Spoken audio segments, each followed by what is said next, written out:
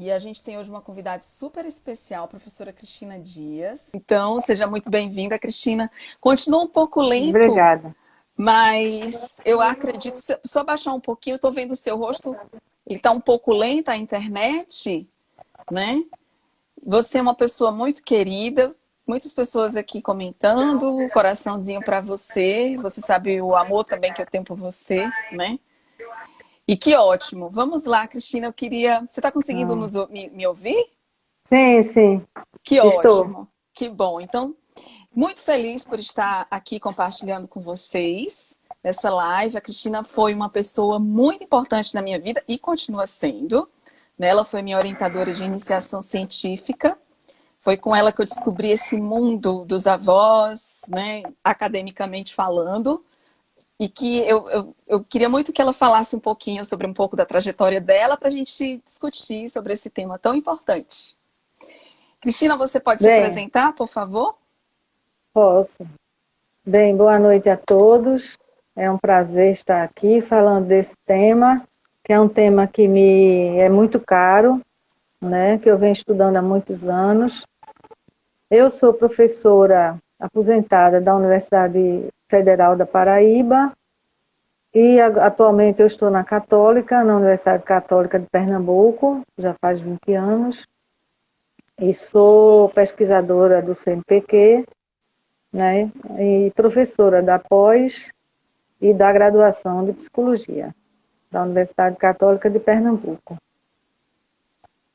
Muito bem, É Cristina. isso. E foi, como eu falei para vocês, minha orientadora de iniciação científica e de tantos outros pesquisadores de hoje, né, que hoje são professores, como eu, ou que estão na clínica também. Então, a Cristina tem aí um legado muito grande na área acadêmica e um tema que ela vem estudando já há muitos anos, né, Cristina? Muitas É, publicações sobre esse tema. Inclusive, vai estar organizando um livro agora, né? Que você pretende publicá-lo, é, acredito que não sei esse ano ou próximo ano, talvez ele já seja publicado, não é próximo isso? ano. Acho que sim, próximo Ótimo. ano. Ótimo. Então a gente vai começar o nosso bate-papo, Cristina. Eu queria te perguntar, eu queria que você refletisse, no geral, qual é a importância do relacionamento entre bisavós, avós e netos no contexto sociofamiliar. O que você pode nos acrescentar? O que você pode falar do que você tem visto das pesquisas que você tem lido e das pesquisas que você tem realizado? Bem, a importância dos avós e dos bisavós agora, que são a realidade, é incomensurável, né? Porque eles são a raiz da família. No caso, eu vou falar dos bisavós, que é a geração mais antiga. Para os bisavós, chegar a esse papel é uma alegria muito grande. As pesquisas indicam que eles veem com muita satisfação a entrada nesse novo papel, porque é um novo papel que se acrescenta aos de pai e de avô e de avó, né? Pai, mãe, avô e avó, Uhum, agora sendo bisavô ou bisavó. uhum, Então, com muito orgulho, é um sinal de sobrevivência da família, de que a família vai continuar além deles, né? É um sinal de renovação dessa família também. Muitos, inclusive, melhoram a sua saúde física na convivência com os bisnetos e com os netos.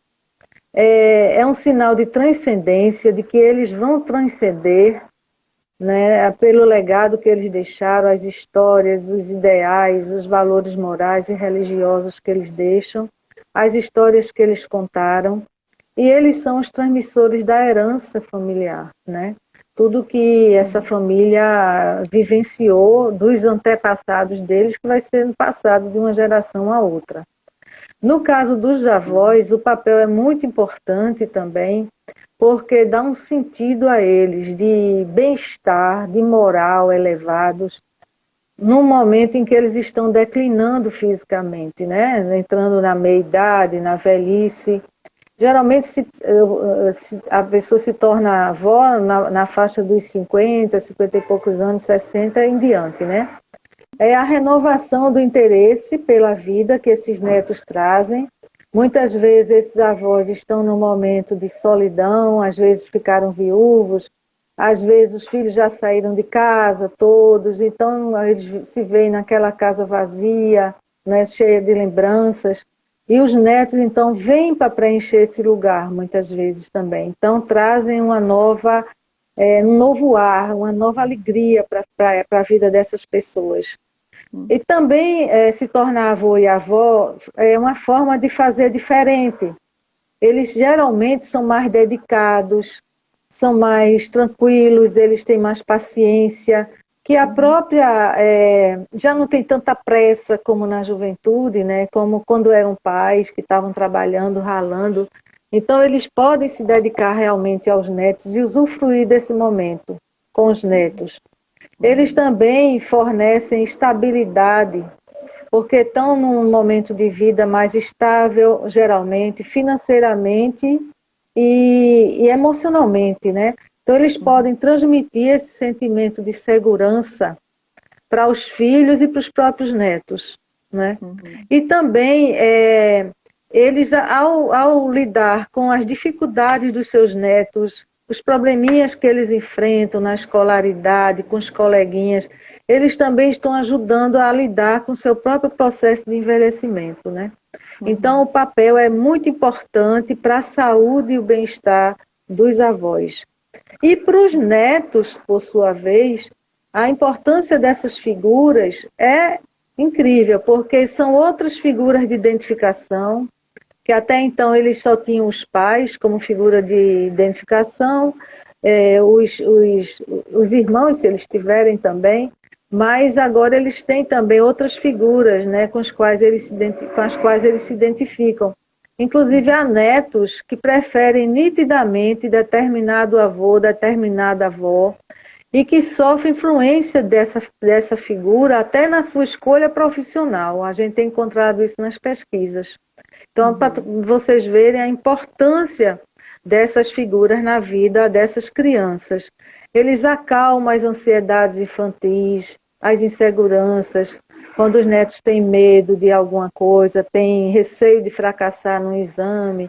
Então, eles vão dar força, eles vão dar coragem, vão incentivar.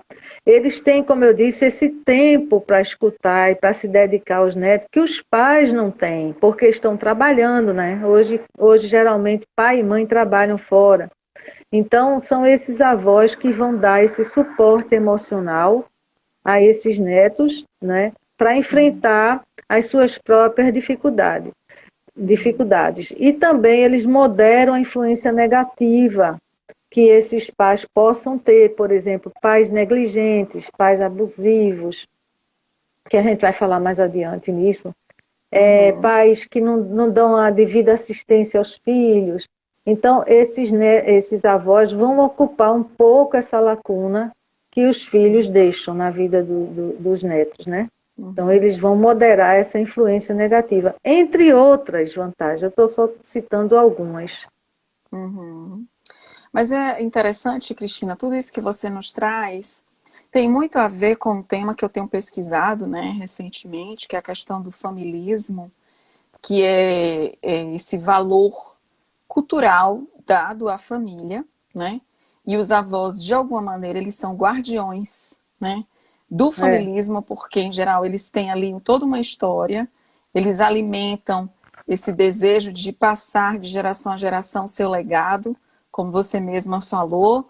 Muitos até inspiram os netos a escolher não apenas a profissão, mas muitas vezes o próprio cônjuge, né? Então, eu acho que eu sorri um pouco porque eu me lembrei da função da minha avó na vida, né? Não tem como a gente fazer uma live dessa e lembrar dos nossos avós, né? Eu vejo aqui as pessoas estão comentando aqui, estou lembrando da minha avó. Eu também lembro, a minha avó ainda é viva, né? Ela tá atualmente com 96 anos. Eu fico muito feliz quando eu telefono para ela por WhatsApp. E quando assim que ela me vê, ela fala: Deus, Ivânia, como você vai? Tudo bem? Quer dizer, isso para mim é uma riqueza, né? Ela pergunta como eu estou, ela ainda é lúcida. E ela é minha grande força, porque eu imagino, ela tem 96 anos, apesar de todas as perdas, né, que ela teve na vida, e de todos os ganhos que ela teve, ela continua ali firme e forte. E ela entende a pandemia, ela discute um pouco com a questão da pandemia, né, para a gente, assim, que a gente vai superar, né? Ela já passou por problemas seríssimos, por exemplo, a seca. Eu me lembro dela contar para mim da seca de 1932, da fome que ela passou no sertão. Então, todas essas histórias, quando ela me conta, né, ela me contava. Hoje em dia ela não conta tanto, mas ela me contava, eu me inspiro. Não só ela, como os meus outros avós também, os avós paternos. Ou ela é minha avó paterna, né? Mas os meus avós maternos também. Então isso que você nos trouxe é muito rico no sentido que eu acho que todo mundo aqui nesse momento, quando você traz essas informações, lembra da sua própria história, né? É. Mas a gente sabe que essa questão do relacionamento entre avós e netos tem muito a ver com a mediação dos pais. Porque nem todo mundo tem boas histórias para contar em relação aos avós, né? Muitas pessoas nem tiveram tantos contatos assim com os avós. E a gente sabe que isso tem muito a ver com essa mediação. Então, eu queria que você pontuasse agora para a gente, dentro dos teus atendimentos clínicos e na tua experiência também de pesquisa, quais são as principais dificuldades que existem nesse papel mediador entre os pais e os netos, né? Os pais, avós e netos, os pais como mediadores desse relacionamento entre avós e netos. Quais são as dificuldades que você vê? O pessoal aqui está reclamando, Cristina, que a sua imagem está congelada. É lamentável, mas eu acho que se a gente sair da live e começar de novo, eu acho que a sua internet que não está com a conexão muito boa. Mas pelo menos a gente está te ouvindo. Uma pena que realmente a imagem está congelada. A imagem, mas pelo menos eu estou te ouvindo bem.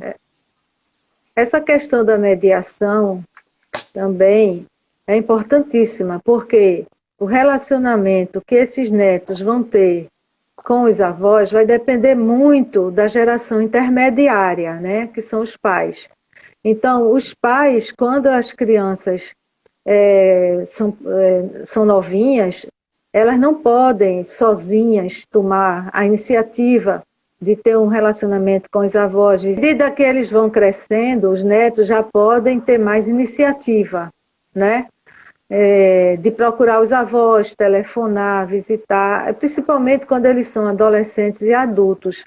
Mas a mediação dos pais é muito importante, porque se eles não derem o exemplo, se eles não incentivarem, né, eles mesmos visitarem os pais para levar as crianças, isso aí vai se perdendo ao longo do tempo.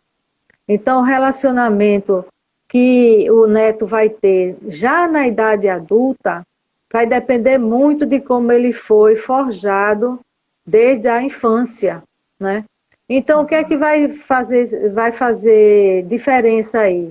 É como esses pais percebem a importância dos avós na vida dos seus filhos. Então, se os pais dão valor, eles vão incentivar o relacionamento. Se não, eles não vão ligar para esse relacionamento e não vão incentivá-lo, né? A percepção que eles têm do comportamento dos avós. A gente sabe que há filhos que impedem, né, que seus pais visitem ou fiquem com os netos. Deve ser por algum tipo de comportamento, alguma atitude que eles não aprovam, né? E por isso eles fazem esse boicote. Isso é péssimo para as duas gerações, tanto para os avós como para os netos. Pode ser também que eles sejam desiguais nessa mediação. Por exemplo, privilegia mais um lado do que o outro. Houve um corte aqui na conexão.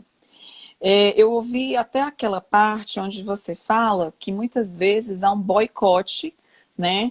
Por exemplo, de alguns casais acabar sendo mais incentivar, mais para o lado materno do que para o lado paterno.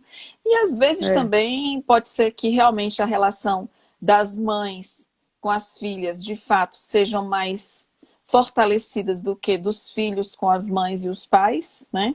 Então, isso acaba também refletindo na relação com os netos, né, Cristina? Eu acredito que isso também é uma influência, né? A relação que existe entre os pais e os filhos, né? né? Repercute Agora, consequentemente no elo com os netos. agora você falou dos prejuízos, do ponto de vista dos avós, vai ser quando os avós são muito possessivos, quando eles, não, como se eles disputassem aqueles netos com os próprios filhos, né? A criança vai crescendo nesse jogo, comparando, né? O que os avós dão e o que os pais dão. Por exemplo, as crianças pequenas elas são muito imediatistas. Elas valorizam os avós pelo que eles fazem por elas. Dão mimos, fazem comidinha, levam para passear. Então, elas valorizam os avós mais por esses aspectos do obter alguma coisa deles, né? A própria da infância. E à medida que vão crescendo, eles vão valorizando os aspectos de personalidade dos avós e o próprio vínculo que estabeleceram com eles. Mas, enfim, se os pais não têm condições de competir com esses mimos que os avós dão, isso é uma viagem cara, né? Um passeio muito caro, um computador muito caro, enfim, coisas desse tipo. Isso pode fazer com que a criança veja os pais de uma maneira mais inferiorizada, sabe? E os avós, então, acham que estão ganhando o afeto dos netos com esses mimos exagerados. Eu não estou falando, um mimo aqui e ali, eu mesma faço com minhas netas, mas é esse mimo exagerado ou excessivo. Outra coisa é quando os avós ofendem os filhos, denigrem os filhos, principalmente na frente das crianças. Isso é péssimo. E os pais também, quando ofendem os avós, falam mal dos avós, isso é péssimo, porque a criança fica muito confusa. Ela ama essas figuras. Então, quando ela vê os pais e os avós se tratando dessa forma, a criança fica muito insegura. Claro que os pais podem discordar e podem ter até alguns conflitos. Isso é bom, porque a criança vai vendo que é normal ter conflito na família e que nem por isso as pessoas ficam de mal, ficam violentas, agridem. É importante que ela veja, por exemplo, até mesmo os pais brigando, mas depois se resolvendo. Porque ela vai tendo a ideia de que é possível ter conflito nas relações, mas nem por isso o amor acabar, o afeto acabar, né? Mas o que é ruim é esse tipo de conflito em que é como se os avós quisessem sempre ter opinião, quisessem estar por cima e tiram a autoridade dos filhos, né? Isso é péssimo também. Não deixam os filhos ter o seu próprio estilo de ser pai, de ser mãe, e ficam sempre boicotando. Por exemplo, se os pais botam a criança de castigo ou proíbem certos hábitos alimentares, os avós vão por trás e dão. Coisa desse tipo, isso não é bom, sabe? Aí é quando há o prejuízo na relação avós e netos, e pais também. E também, por último, a transmissão, né? A transmissão de dependência química, de alcoolismo, de drogas, de violência, que a gente sabe que há famílias que têm essa herança, né? Vem de geração em geração esse tipo de problema. E é provável que chegue aos netos. Então, se a gente não detiver numa geração esse tipo de problema, a gente tá vendo que pode haver risco, né, nessas novas gerações, desse problema se repetir. Uhum. Há exemplos disso na literatura. E assim, interessante, né, Cristina, que você faz uma verdadeira viagem, né? Uma pessoa que estuda há tantos anos sobre os avós é muito rico, né? Aprender sempre com você e refletir sobre várias questões, e me veio aqui à mente a própria, quando você fala da competição, muitas vezes que existe entre os avós, os pais e os netos, né? Os avós quererem mais atenção dos netos, me reflete muito o estilo de apego também desses avós. Alguns têm um estilo de apego inseguro, né? E acabam também buscando essa disputa com relação aos netos. Isso também me fez refletir sobre essa questão, quando você traz dessa transgeracionalidade, né? Essa repetição, né? Às vezes os avós, eles transmitem esse legado aos netos, mas os netos também observam a dinâmica da relação entre os pais e os seus avós, né? E eles acabam também refletindo isso nas próprias relações futuras deles, né? Agora, uma coisa que eu também acho que a gente precisa, eu tenho refletido muito sobre isso, é que a gente que gosta muito, nós somos muito familistas, né? A gente valoriza muito as nossas famílias, os nossos laços, mas a gente também já atende na clínica casos onde há, inclusive, uso abusivo, abuso de avós em relação aos netos. Eu mesma já atendi algumas netas, né?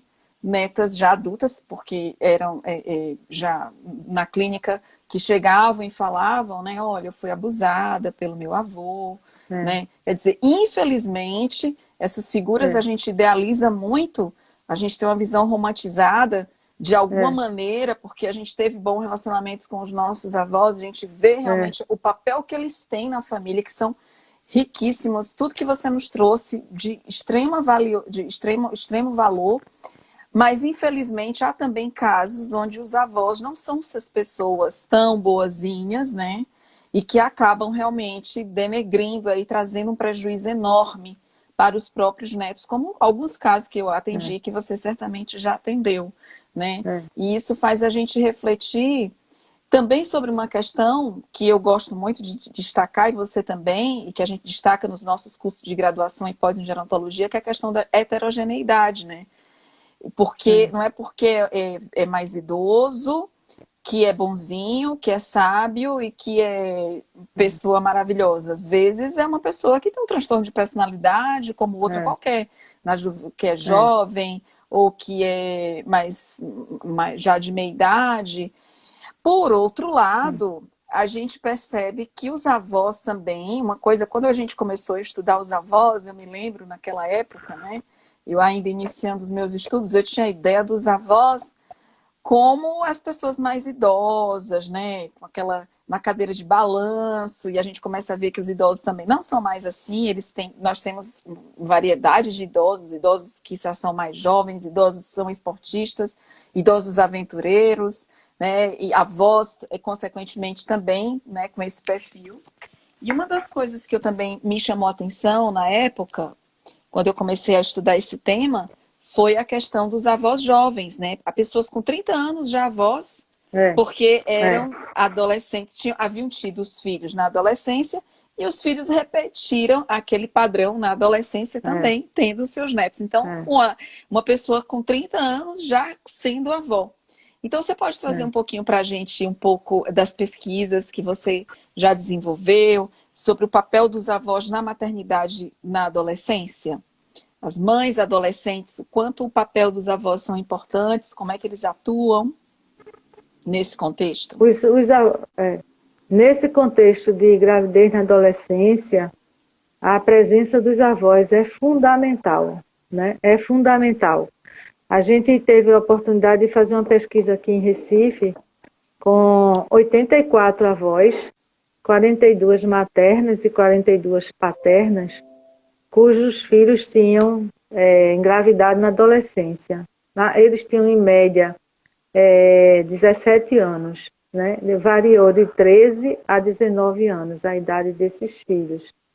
E, assim, a reação inicial dessas pessoas é de espanto, é de decepção, porque não se concretizou aquilo que eles esperavam para o filho, né, ou para a filha, que estudasse, que tivesse uma carreira. A maioria desses avós eram de camadas médias, né? E assim, o que importa é que, no fim, eles terminam realmente gostando muito do neto, né? Dando apoio a essa filha, a esse filho que se tornou pai e mãe tão precocemente, e ajudando também na criação. Então, a maioria deles termina realmente curtindo o fato de ser avós, mas alguns não, continuam com desgosto, principalmente dependendo das escolhas que esses filhos fizeram, né? Às vezes não se dão bem com aquele genro, principalmente, elas se queixam um pouco do genro, se queixavam, né? Foram só avós que a gente pesquisou. E aí, a dificuldade maior nessa questão, Deusivânia, é que geralmente o ônus fica na família materna. Alguns deles conseguem morar sozinhos, mas é mais difícil, é uma minoria, porque eles não têm ainda independência financeira, né, não têm ainda uma profissão, e mesmo estabilidade emocional para sustentar uma família, né, para arcar com uma família. Então é muito comum que eles voltem para a casa dos pais. Até alguns ficam namorando, continuam o relacionamento, mas cada um na casa dos pais, né? Acontece vários tipos. Você mesma fez essa pesquisa também com mães e avós de adolescentes e constatou isso. Engraçado que eu tive acesso a uma pesquisa que foi com zona rural, adolescente de zona rural e adolescente da cidade. Foi até orientada por Ana Cecília, minha colega de doutorado, Ana Cecília Bastos. E ela constatou o seguinte: na cidade, nas capitais, a adolescente fica mais morando com os pais mesmo, a adolescente. E no interior, nas cidadezinhas, ela investigou a adolescente de uma zona rural, da Bahia, né? E eles moram sozinhos. A família faz um puxadinho, faz um quartinho, enfim, dá um jeito, e aí eles vão morar sozinhos. Então, é mais comum que essas meninas assumam realmente a sua maternidade e a sua família do que as meninas mais de capital. Em compensação, as meninas da capital têm mais condições de estudar, né? Às vezes as famílias se revezam, os familiares, tia, entra todo mundo no circuito, irmãos, o próprio avô, não é? Para ajudar, e essa menina ou esse menino também continuar a sua escolaridade, o que é muito bom, porque eles precisam realmente desse apoio dos pais, senão o futuro deles está comprometido. O futuro tanto das moças como dos rapazes fica comprometido com uma gravidez precoce, né? E você falou aí da idade dessas avós. Eu tive acesso a uma pesquisa recente agora, de 2000, que a avó mais nova da pesquisa tinha 28 anos. Você imagine. 28 anos ela já era avó. Quer dizer que ela foi uma mãe precoce também, e a filha dela tinha engravidado aos 13 anos. Então, é muito cedo. Né? É muito cedo. Então, ela tinha muita preocupação. O que essas avós mais sentem é a preocupação com o futuro desses filhos e desses netos também, né? E, assim, a preocupação se elas vão dar conta de cuidar do neto, né? E o problema que há aí também na gravidez da adolescência é que muitas vezes essas avós é que assumem o lugar de mães. Você sabe disso também, né? Elas ficam no lugar de mães dos netos. Os netos, inclusive, chamam de mamãe, de maninha. E a mãe, no caso, fica como uma espécie de irmã, né?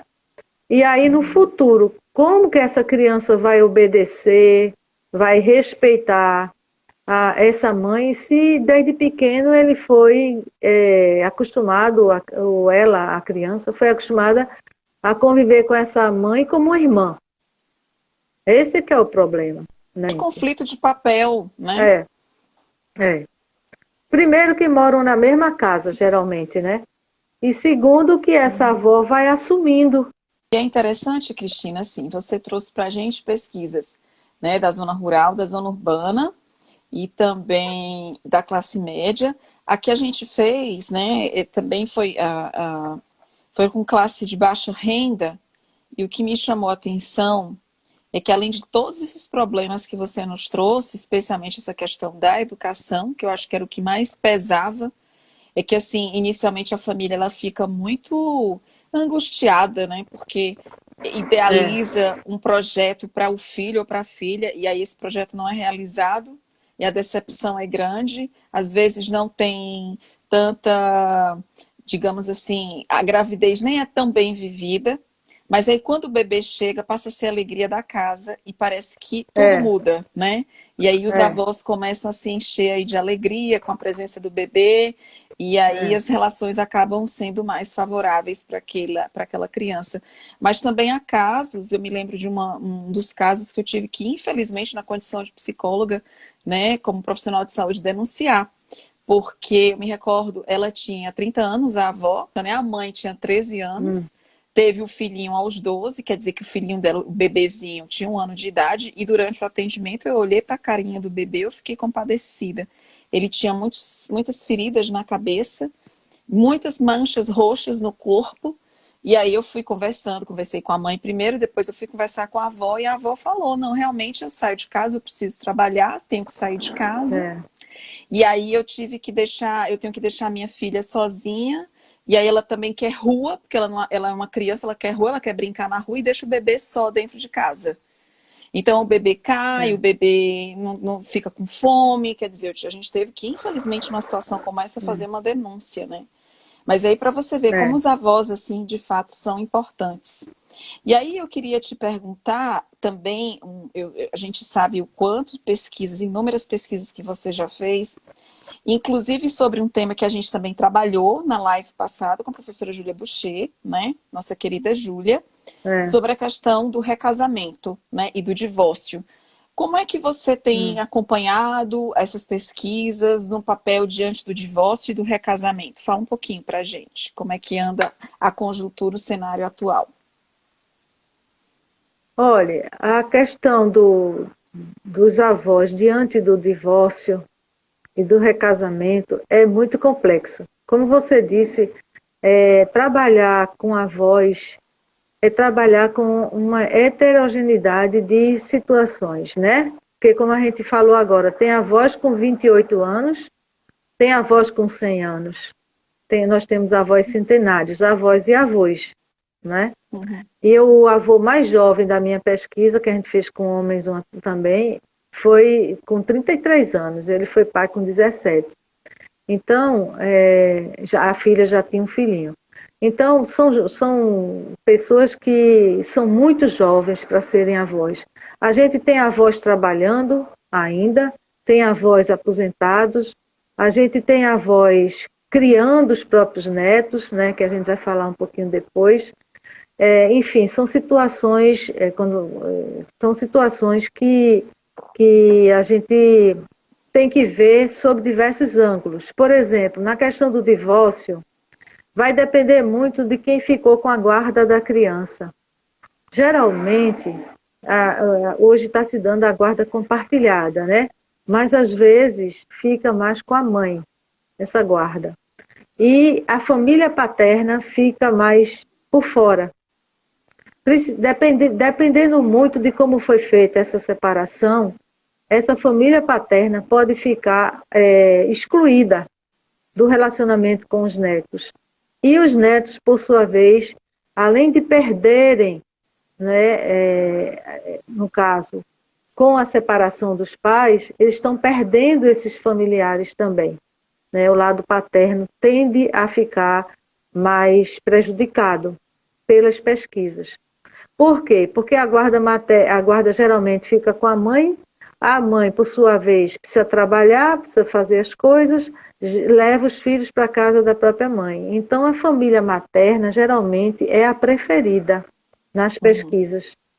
Com os netos, né? Com os netos. Eles preferem os avós maternos por conta dessa maior proximidade. Né? E a mulher que também leva para o lado da mãe, né? Como a gente falou mais na frente, né? Que ela às vezes a gente não tem esse discernimento de ser equitativo, né? Com as duas linhagens.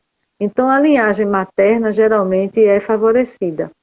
E hoje já tem uma lei, essa lei foi assinada em 2011, que faculta aos avós terem acesso aos netos. Né? Existe essa lei. E já há associações de avós também que se sentem prejudicados por não estarem em contato com seus netos, né? Uhum. Então, volto a dizer, se o relacionamento foi bom desde a infância, se esses avós foram muito presentes e se eles conseguiram ter um bom relacionamento com seus genros e noras, porque o relacionamento anterior era bom. Outra coisa que ocorre muito é que os avós tentam não criar conflito, tentam não se meter, tentam não aumentar mais ainda a confusão, para não perder o contato com os netos. Você está entendendo? Uhum. Então, eles até, coitados, têm que engolir certas coisas, né? Porque se eles se impuserem muito, pode ser que eles percam o contato com os netos. Uhum. Aí alguns até tentam contemporizar, né, nessa situação de separação. Uhum. Então, há diversas circunstâncias. Na questão do recasamento, a gente tem que olhar o recasamento sob diversos ângulos também. O recasamento dos próprios avós, que eu ainda não fiz esse tipo de pesquisa, ainda A não próxima, fiz. Cristina, a próxima. Tá na Tá na lista, lista, que vai sim. depender de como esse novo parceiro é introduzido na família. Ótimo, sim. Às vezes é, tem avós que são resistentes, independente da configuração familiar, seja ela monoparental. Na monoparental, o avô é uma figura muito importante, na monoparental feminina, né? Uhum. Quando a mulher fica sozinha, né, se separa. O avô é uma figura muito importante. Eu tive uma aluna que fez uma pesquisa sobre isso, e o avô é quem fica realmente sendo a figura de autoridade nessas famílias, porque Uhum. a mãe não pode dar conta de tudo sozinha, né? E esse Uhum. avô assume esse lugar Uhum. da autoridade diante dos seus netos. Na família multigeracional, que é a família que mora todo mundo junto, como a gente falou ainda agora da gravidez na adolescência, é uma família multigeracional, né? Várias gerações vivendo juntas. Tudo Uhum. isso vai depender muito da qualidade das relações. A palavra-chave é isso. Uhum. Porque as nuances são muitas e os conflitos são muitos também. Uhum. Uhum. Mas também o amor existe, também a solidariedade existe, o apoio mútuo existe. Uhum. Então a gente tem que ver as coisas no seu devido lugar. Como você disse agora, a gente não pode, anteriormente, a gente não pode também glamourizar as relações, né? Existe. Romantizar tanto, né, Cristina? Exatamente. Porque a gente, às vezes, Exatamente. assim, quem tem um bom relacionamento com os avós acaba romantizando muito, né? É, Mas a gente tem é, casos, como a gente falou, que os avós não são tão bons assim, né? é. Que não exercem tanto Não. papel, um papel tão. Mas eu vejo assim que a gente estudou muito também essa questão dos avós na questão da educação também das crianças, né? É, E assim, não só de incentivar as crianças a estudar, como a gente já discutiu, mas também de levar para a escola, de ficar com ela enquanto os é, pais estão no trabalho, né? Tudo isso aí é. tem muito a ver. Cristina, a gente tem pouco tempo, tudo bem que a gente teve um pequeno atraso, eu tenho mais só uma pergunta para você para a gente fechar. O que é uma pena, né? Por mim, eu ficaria aqui a noite inteira conversando com você, com saudade das suas aulas. Eu queria que você falasse um pouquinho para a gente de todas essas pesquisas que você já desenvolveu. O que elas falam em termos de repercussão desses relacionamentos na própria saúde dos avós, né? Porque a gente vê um pouco assim da ambiguidade, né? Sintomas depressivos, satisfação com a vida. Você tem alguma coisa, algumas pesquisas mais atuais que falam sobre isso? Qual a repercussão desses avós que muitas vezes cuidam dos netos, né? Literalmente, se há É, diferença, aqueles que é, estão mais distantes, que não cuidam tanto, o que as pesquisas atuais têm é. mais dito para você, das que você tem É. feito sobre Veja, esse tema? dos anos 2000 para cá, o que a literatura mais investigou e está investigando justamente é a figura dos avós guardiões, que são chamados esses avós. Pode ser também pais substitutos, não é? Avós em tempo integral, são terminologias que são utilizadas para designar esses avós. Esses avós também têm duas categorias, Josivânia. Tem aqueles que cuidam dos netos com a ajuda dos pais, os pais também participando da criação, e tem aqueles avós que estão literalmente criando os netos. Os pais estão ausentes de casa. Os pais não se responsabilizam pelos filhos, por diversos motivos, né? Dependência química, imaturidade, envolvimento com a justiça. Nos Estados Unidos, a segunda causa de cuidado dos avós pelos netos é a dependência química e a primeira é a separação dos pais. E, às vezes, morte, doença, migração. Eu tenho uma aluna estudando migração, né? Então, esses fenômenos sociais têm levado os avós a criarem literalmente esses netos. E aí a situação é complicada, realmente, né? Porque quando eles têm a ajuda dos filhos para criar, eles são coeducadores, né? Eles criam junto. Mas quando eles ficam sozinhos, aí a barra pesa. Porque muitas vezes eles não estão mais numa idade e nem com agilidade física, né, e com disposição mesmo para cuidar de crianças. E estão nessa situação de criar esses netos porque os pais não se responsabilizam. Então, muitos têm sentimentos de raiva, de rancor por esses filhos. Pelos netos, não, eles sentem afeto. Tem problemas depressivos, tem problemas de taxas alteradas, né? Tem até um cardiologista espanhol que cunhou o termo síndrome da avó escrava, que é aquela avó que cuida, que limpa, que faz comida, que leva para a escola, que faz tudo. Então, realmente, essas mulheres tendem a ter muitos problemas de saúde, depressão e tudo mais, problemas cardíacos. Algumas avós que criam netos, elas gostam. E elas até acham que os netos trouxeram alegria para a vida delas e uma utilidade para a vida delas, sabe? Então, há diferentes posicionamentos desses avós, mas a grande parte da literatura que eu tenho acompanhado e das pesquisas é de uma forma muito negativa. Que isso é visto, porque é uma sobrecarga muito grande para essas mulheres cuidar desses netos, sozinhas, muitas vezes. Esse fenômeno se chama reparentalização. Elas estão de novo no lugar de pais, né? Reparentalização.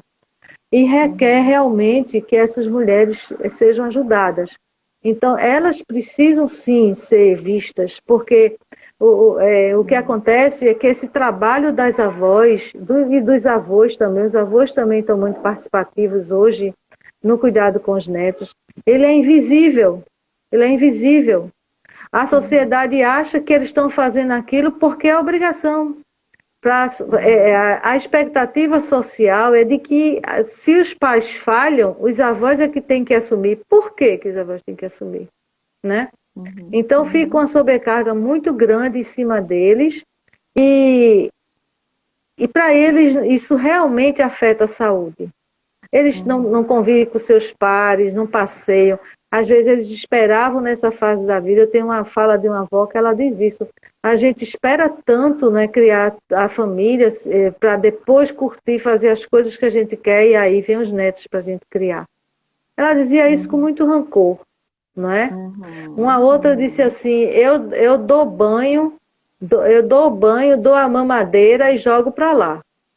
Então, você vê que tipo de cuidado é esse, né, que uma avó dessa está dando a esse neto. Mas a gente pode reprová-la também, a gente pode criticá-la, né? É uma coisa para a gente refletir. Eu acho que esse grupo precisa de ajuda. Complicado realmente, né, quando os idosos assumem esse lugar, né? É muito complexa todas essas questões, né, Cristina? É um suporte que eles mereciam muito ter um suporte social, um suporte de... Sem dúvida. né, eu acho que é uma demanda que existe bastante e que nós, gerontólogos, psicólogos, assistentes sociais, enfermeiros, médicos, todos os profissionais de saúde, né, devem estar realmente engajados, né, nessas questões. Cristina, É, nossa live, eu queria que você falasse alguma coisa, porque a nossa live já está acabando, que a live ela demora 1 hora, e aí a gente, é. eu prefiro já que você fale um pouquinho, você quer falar alguma coisa para a gente fechar a nossa live, e eu Eu também gostaria fecho. de, eu só gostaria de concluir essa fala alertando os profissionais que estão nos ouvindo, né? Terapeutas, psicólogos infantis, de adolescentes, gerontólogos, que prestem atenção a esse contexto que essas pessoas estão vivendo. E os psicólogos infantis vamos dizer assim, desconsiderem a contribuição que os avós podem dar. Às vezes, os avós podem trazer muito mais informações sobre aquela criança, sobre aquele adolescente que está sendo atendido, do que os próprios pais, né? Então, a figura dos avós hoje tá muito presente nas dinâmicas familiares. Eles são realmente protagonistas atualmente, né?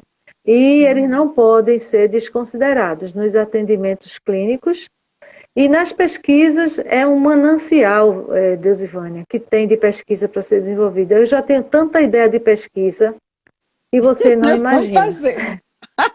Vamos dar continuidade, Cristina. Vamos dar continuidade. Longa Eu vida com dizia, saúde e paz para nós. amém. Longa vida com saúde, paz e produtividade. É, isso Né? mesmo. É, Então, Cristina, eu só quero aqui no final te agradecer de coração por essa live eu também. maravilhosa.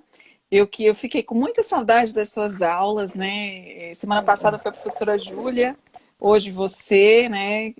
Minhas queridas mães acadêmicas, né? Eu tenho tanto orgulho, né? Eu valorizo muito as minhas raízes, você sabe disso, né? Então, eu só tenho a te agradecer e quero desejar um feliz Dia das Vós a todos Dia os da voz. avós do mundo É, e do é. Brasil, em especial as avós da minha família, a minha mãezinha linda que está nos assistindo, a minha avó querida e amada, que com certeza, assim, muito bom ter a idade que eu tenho e ter uma avó ainda tão presente em minha vida, né? É, E a você, Cristina, que também é avó, né? é. Então, felicidades para todos vocês. E muito obrigada, gente. Obrigada. Muito obrigada a vocês que tiveram a paciência de nos ouvir. Apesar dos altos e baixos das conexões, vocês permaneceram conosco. Eu só tenho a agradecer de coração. A gente está aqui com a ideia de compartilhar, de fortalecer os nossos vínculos, de fortalecer os nossos conhecimentos. Então é isso. Então, ó, um beijo bem grande Um para beijo. todos vocês.